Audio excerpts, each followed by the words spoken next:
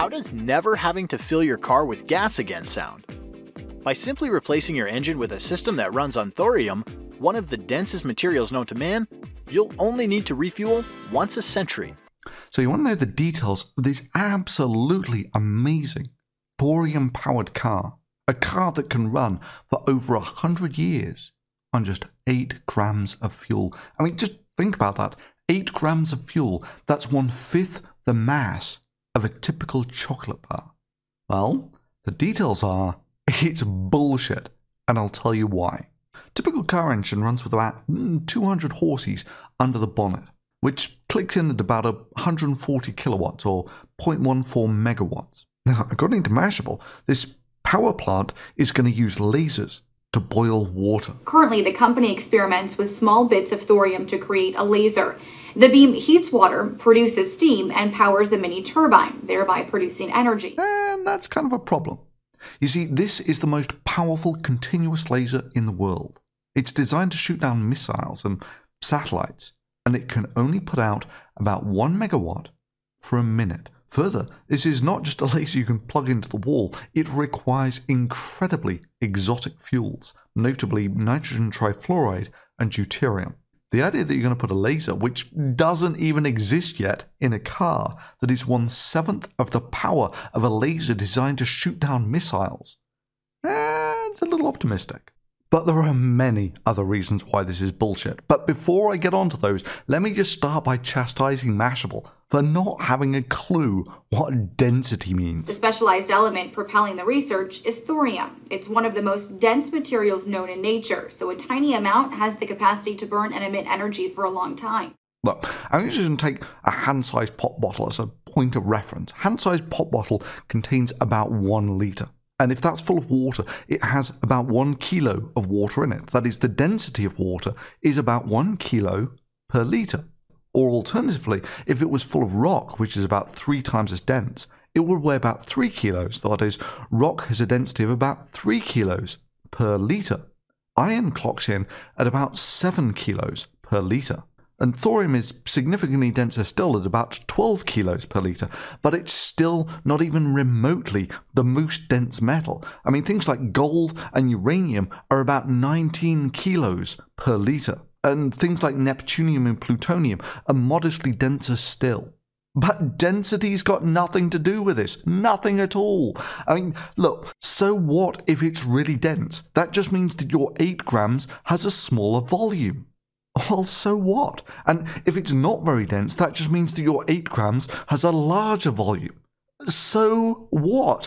8 grams of thorium contains exactly the same amount of fissile material, no matter if it's dense or if it's not dense. By simply replacing your engine with a system that runs on thorium, one of the densest materials known to man, you'll only need to refuel once a century. The specialized element propelling the research is thorium. It's one of the most dense materials known in nature, so a tiny amount has the capacity to burn and emit energy for a long time. I mean, really, is this the level of the scientific literacy here? That you think that a pound of thorium weighs more than a pound of thorium feathers? And yet it crops up in story after story after story. Thorium is so dense.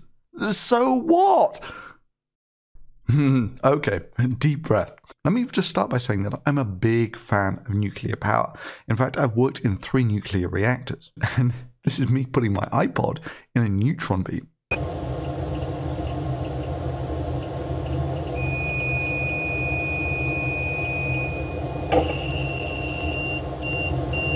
That is, I think that nuclear power is really the way forwards, and that it's had a real lot of negative bullshit scaremongering press.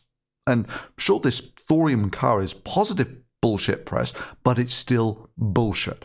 And I'll tell you why.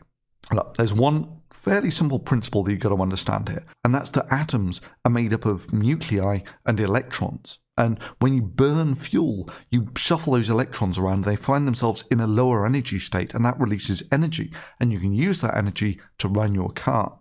And per atom, that releases about electron volt type energies. However, anytime you smash up nuclei, you typically release about 1,000,000 times as much energy. That is, you release mega electron volt energies per atom. And this is why nukes are about 1,000,000 times more devastating than their regular explosive counterparts. It's also the reason why cold fusion is bullshit, in that even if you could get those particles to fragment or fuse at room temperature, that is, cold fusion, you still are generating particles with 1,000,000 or so times the energy required to break a chemical bond. That is, if anyone ever claims to have a press conference where they have a stable cold fusion reactor going in the same room, you know that they're talking shit. Because if they weren't, everyone in that room would have been killed by the radiation. To screen yourself from these high-energy particles that can break 1,000,000 or so chemical bonds, you need shielding. Now, it's the hope of these manufacturers that you're going to do that with a few pieces of thin aluminium. To which I call bullshit. Look, I've dealt with a lot of ionizing radiation, mostly in the form of things like neutrons, and we settle for some boron nitride and a couple of feet of concrete to catch stray gammas. But in reality, gammas can be stopped by electrons, and the heavier your nuclei, the more electrons you get. So basically, it scales with mass. The more mass you have, the better your X-ray screening.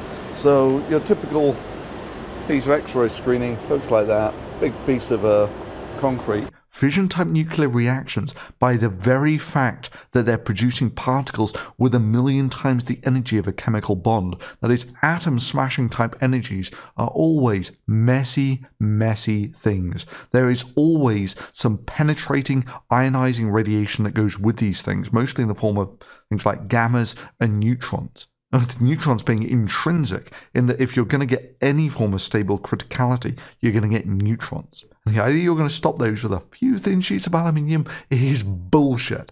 And plus, for me, for certain, knowing that there was a 100 kilowatt nuclear reactor just behind the driver's seat, I think I'll pass on that one, thanks. And then, of course, there's the trivial point that pretty much any neutron-based reactor can be trivially repurposed to make a dirty bomb. Also, just because you have enough energy in your thorium to run your car for 100 years doesn't mean you can run your car for 100 years. Look, you can get about as much energy from fusing the hydrogen in just half a gram of water as you can get in your 8 grams of thorium. That is, your 1 litre bottle of water contains enough energy to run your car for 200,000 years. All you need is the magic of Mr. Fusion. Oh, wait, hang on 1 second. Let me add the thorium laser speak Star Trekese to convince the easily bamboozled. Hydrogen is this amazing element that powers the sun in a process called fusion. And the great news is that 2/3 of the nuclei in regular tap water are hydrogen. How cool would that be to power your car off regular tap water? So we, in this concept car, are going to use nanoparticles with specially designed enzymes to create a functional quantum density field timey-wimey thing, which will combine with an inverse tetryon pulse from the flux capacitor to catalytically fuse these nuclei and release the awesome power of the hydrogen atom, which will be able to run this car for 100 years on just 25 drops of water. Sorry, just because the energy is there in principle doesn't mean that you can use it. And saying that thorium lasers will make it happen is just not going to cut it. So you get these higher energy particles out of your thorium reactor, which are typically used to make things hot, and that can then produce steam, which can then be used to drive turbines and generate electricity, and that's how your typical nuclear power station works. However, there's no way you can fit all of that in a car. And no sane person would drive around with a stable criticality giving off 0.1 megawatts around a populated city. Well, with the possible exception of Batman. Atomic batteries to power. Turbines to speed. Ready to move out. Thorium reactors, by their very nature, are not very throttleable. Well, they are. Just the time between when you put your foot down and when the car starts to accelerate because of the increased energy output of the thorium reactor will probably be between weeks and months. This basically means that the only way around this is you have the car constantly running at about 100